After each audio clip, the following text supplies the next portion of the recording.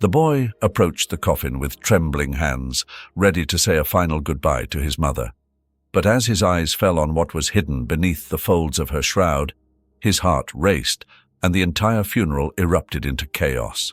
What he discovered changed everything. Do you ever wonder what it costs to keep going when life keeps tearing you down? Saoirse muttered to herself, her voice a whisper swallowed by the emptiness of the dark underpass. Her fingers clutched a threadbare blanket as the cold concrete beneath her seeped into her bones. But Saoirse didn't cry. She hadn't cried in days, not because she was strong, but because there was nothing left in her to shed. When she was a child, Saoirse never imagined her life would spiral like this. She grew up with stories of hope, told by a mother who believed in miracles even as their cupboards ran bare. "You can become anything, Saoirse," her mother would say, her hands rough from years of scrubbing other people's laundry. But dreams didn't pay for food, and believing didn't keep you warm at night. Her teenage years came and went in a haze of part-time jobs and aching feet. By the time she was 20, Saoirse was well-versed in survival, juggling long shifts as a waitress with side gigs as a cleaner. She was always moving, always trying to outrun the crushing weight of poverty that seemed to cling to her like a shadow.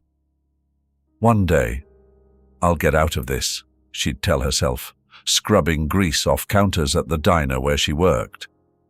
"One day, I'll have my own place, my own life.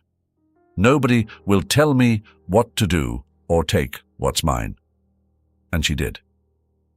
Slowly, painstakingly, Saoirse clawed her way out of the abyss. It started small, saving tips in an old coffee can, taking night classes at the community college, learning the ins and outs of business from books she borrowed at the library.